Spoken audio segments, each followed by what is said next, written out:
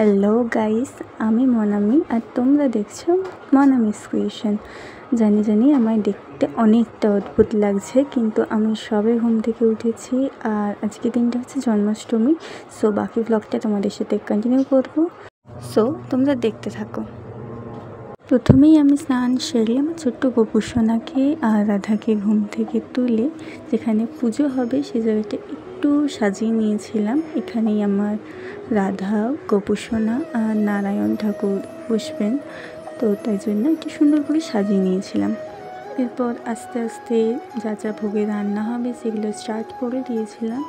মা ময়দা মাখিয়ে দিচ্ছিল, আমি তালের ক্ষীর বানাচ্ছিলাম, তারপর পায়েস বানিয়েছিলাম, এরপরে হচ্ছে সুজি বানিয়েছিলাম। মা আমাকে আলু কেটে দিচ্ছিল, বলতে গেলে মা আমাকে অনেকটাই হেল্প করে দিয়েছিল এইসব ভোগ টোগ বানানোর কাজে, কারণ মা না হেল্প করলে আমি করতে পারতাম না। এদিকে অনেকটা বেলা হয়ে যাচ্ছিল, তো তার জন্য ভাবলাম আগে আমার গোপুসোনাকে আর রাধাকে স্নানটা সারিয়ে দিই। যেমন নিয়ম রয়েছে পঞ্চামৃত দিয়ে স্নান করিয়ে, তারপর যে কোনো ফলের রস, তারপরে সুগন্ধি জল, পুষ্পবৃষ্টি, মানে যা যাবতীয় নিয়ম রয়েছে সবটা দিয়ে স্নান করিয়ে দিয়েছিলাম। সেটাই তোমরা একটু দেখতে থাকো।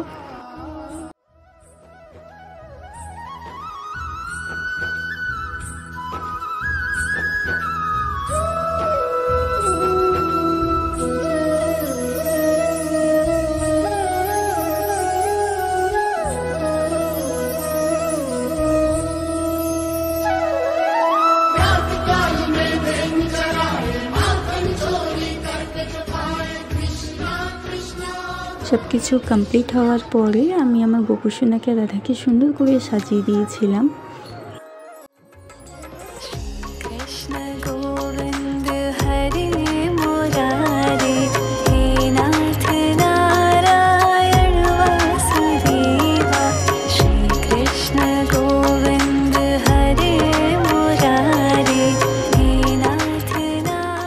সত্যি বলতে সাজানোর পরে আমি নিজেই চোখ ফেরাতে পারছিলাম না, এত দুজনকে সুন্দর লাগছিল। এরপরে আবার রান্না শুরু করে দিয়েছিলাম, যা বাকি ছিল তালের লুচি, পুরুলি, এরকম আরও অনেকগুলোই জিনিস বাকি ছিল। ওইগুলো শেষে তারপরে ভোগগুলো আমি সাজিয়ে দিয়ে নিজেই পুজো স্টার্ট করে দিয়েছিলাম। আমি জানি না আমি কতটা জানি বা পারি, আমি যতটা পারি জানি সেইটুকুতেই আমি করি। আরতির সময়ের ভিডিও তোমরাও একটু দেখে নাও।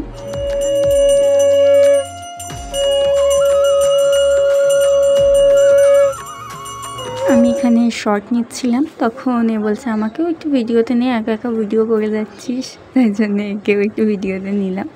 যাই হোক, আজকে তোমরা আশা করি ভিডিওটা ভালো লেগেছে, তো ভালো লেগে থাকলে লাইক, কমেন্ট, শেয়ার করে দিও। Bye bye.